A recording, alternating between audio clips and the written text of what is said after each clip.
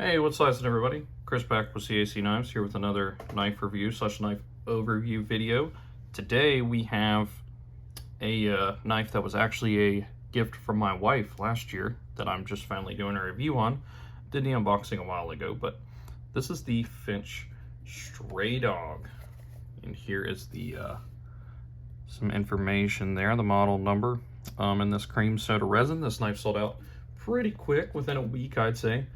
And it was insanely popular. They're pretty hard to find. But before we get into the review today, if you could give this video a like and subscribe to the channel, I would really appreciate it. So what we have here is something that's just a Finch. It's this like cream soda resin. I'm not really sure how they did this. Let's get a nice zoom in here. But it's some kind of different resin material, and I've not ever seen anything like that. On the rest of the knife, we have stone washed bolsters on both sides. It is a bolster lock as well, which is one of my favorite types of locking systems on a knife. We have N690 blade steel, which is different. Finch usually uses 154 cm. This is one of the few knives that they didn't.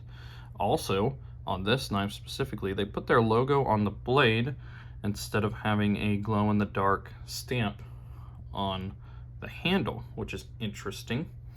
And as always from Finch, they put a titanium pocket clip on this knife, on bearings as usual, and it was around $140 as usual.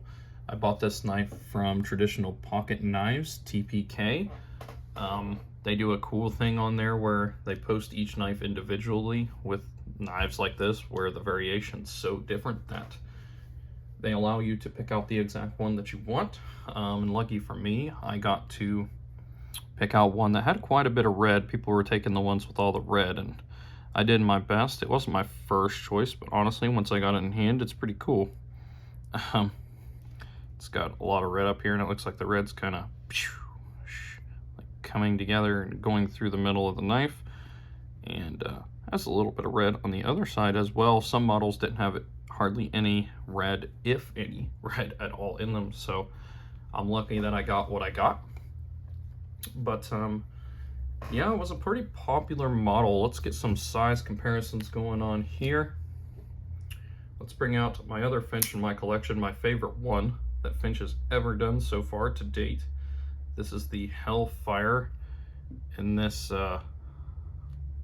kind of gold resin. I can't remember what the exact name of this resin is. Probably on the box right here. Gold Inferno gold resin. Yeah, that's cool. So yeah, this knife, another one that was popular that sold out very fast. But yeah, as you can see, Finch usually kind of sticks to a similar profile. This is a bigger knife for a Finch. A lot of them are more this size that I've ever seen and handled. But yeah, that's it compared to another Finch knife. Let's get some of the basics out here. Some that for some reason I haven't been using in my videos, the CRKT Pilar, a very heavily custom one that a Etsy seller did, and my Ontario Rat 2, also heavily customized, of course, my zombie rat, that's what I call it.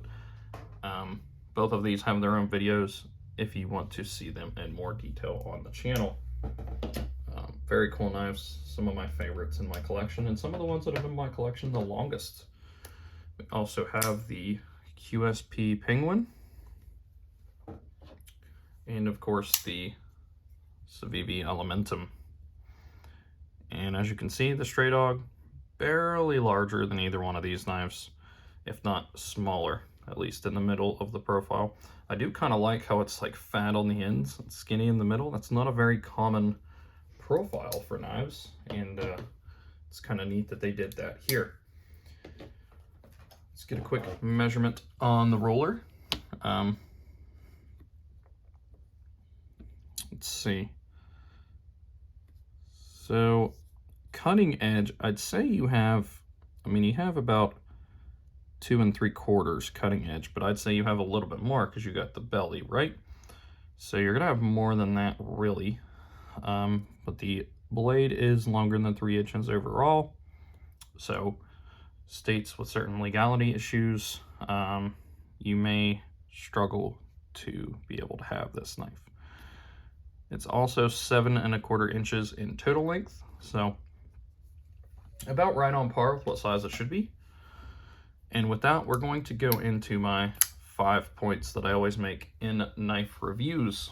I rate them on a scale of 1 to 10, and we're just going to get right on into it. The first is fit and finish, 10 out of 10 for sure. I've never had a Finch knife that came with fit or finish issues, and this one is no different. So, yeah. We're going to just move right on to price for the materials and the work. All Finches pretty much end up getting priced between about $135 to $155, and this one was right in the middle. I think it was $140, $145 for this one. So yeah, I'd say that's right on the money for this unique resin. You know, you got some titanium in there, a little bit.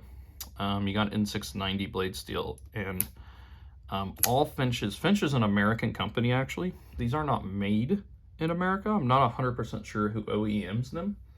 I doubt it says on the box. No, it does not.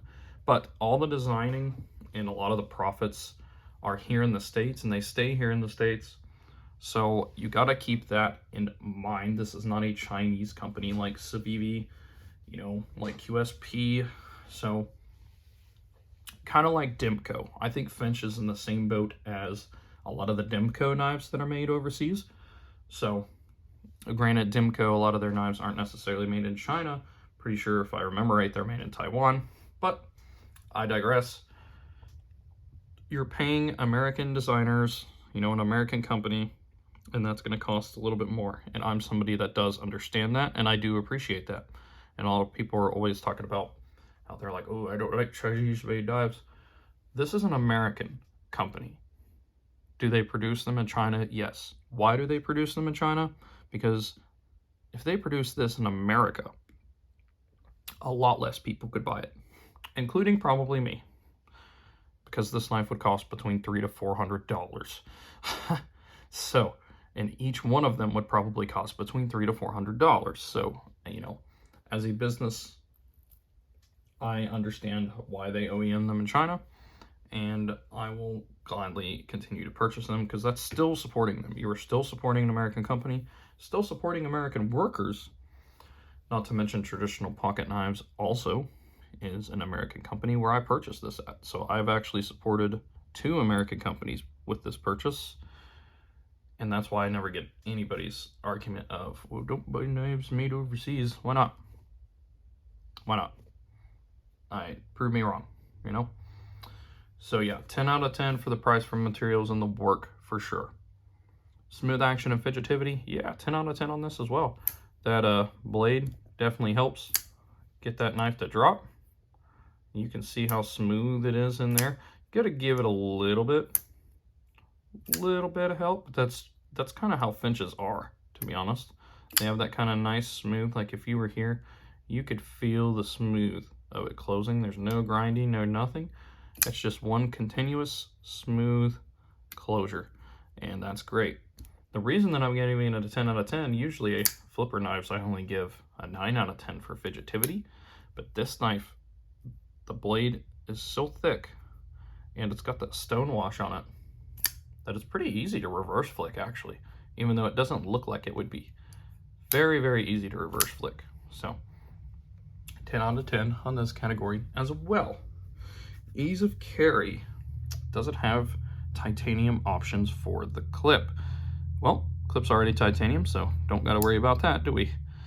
And in terms of the carry goes, yeah, it's very nice. I don't even notice it in my pocket. Comes in and out very well thanks to this clip, and it's not very heavy. I mean, it is heavier. I will admit it is heavier than, say, you know, the Pilar. It's heavier than the Rat.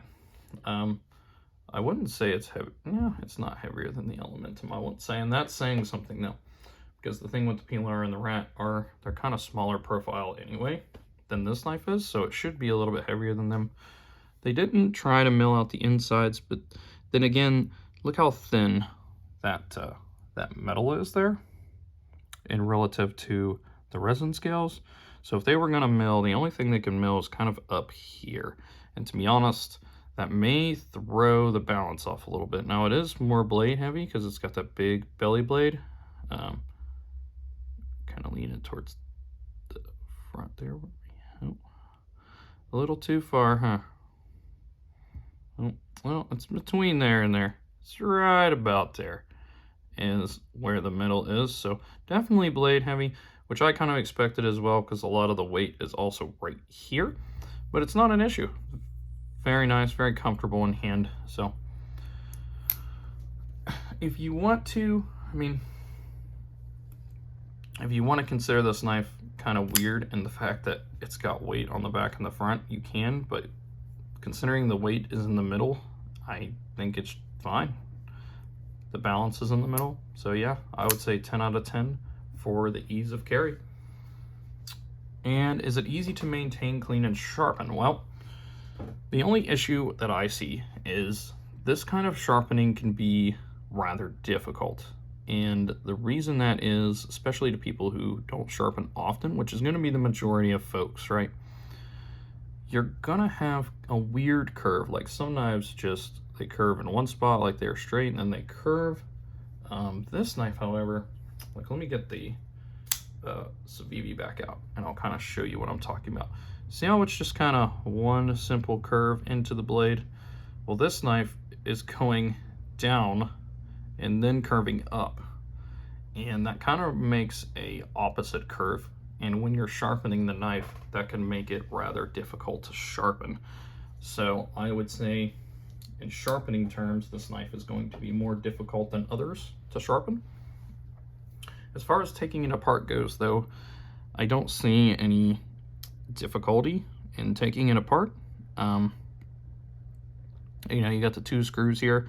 I'm assuming you have 2 screws on the inside somewhere because you can see the barrel spacers there, unless they're just held in there by placers, but I highly doubt that's the case. There's probably some kind of screws in there holding each one of those in. As a matter of fact, I'm pretty sure the screw that's holding this one in, oh, it's right there. So only that screw is not attached to a spacer. The screw's right here. So this screw must be inside, and that must be a little screw to be only that long. But yeah, it still should be pretty easy to take apart. Now they are using T6 for sure. I can definitely tell. I don't need any hardware or tools to be able to tell that those are T6. I really wish all companies would upgrade to T8. It's funny how many knife YouTubers request this, and it still doesn't get done by the majority of companies. T8, just go with it. It's not like, it's not that much more difficult. How much bigger would these screws really be, if any at all? You just made those T8s. They wouldn't be that much bigger, would they? I don't think so. I think they could do it. And I mean, was it really going to cost more? Like, they're just, I don't know. I don't know why companies don't do it. If a knife company could come out with a reason that they don't do it, then I'm all ears. But I've not heard one yet. So, but yeah, in terms of easy to maintain, clean, and sharpen, I'm going to give it a 9 because of the difficulty sharpening and because it's all T6. I'm not going to give it a 10. But if you take that fact away, this knife is pretty much perfect in my eyes. You are supporting an American company. You are getting a knife that's going to last your whole life. Granted, the resin scales aren't as tough as something like, say, titanium. But if you want a looker and a talker, this is definitely it. These scales are so unique, as with, you know, all of Finch's knives on their handle scales that are resin, are always super unique. And the thing that I love about Finch, if you didn't know this, Finch is actually one of my favorite knife companies that exists. Finch tries to blend traditional and modern together, and I like traditional handle scales that they use in a lot of traditional knives, and I wish they would start using them on modern knives, and they're starting to, but Finch does it all the time. And I'm always excited when I see a new Finch release, because I'm hoping there's a new model. I'm waiting on them to do more Kieranite models, at least different ones than they've done in the past, or more resin ones, and that's kind of where I'm at. But yeah, let me know what you guys think of this knife down in the comments. Again, this is the Stray Dog. I love hearing your guys' opinions and your guys' thoughts on knives. But yeah, with that, I will leave you to the rest of your day. Thanks for watching, and I'll see you in the next video.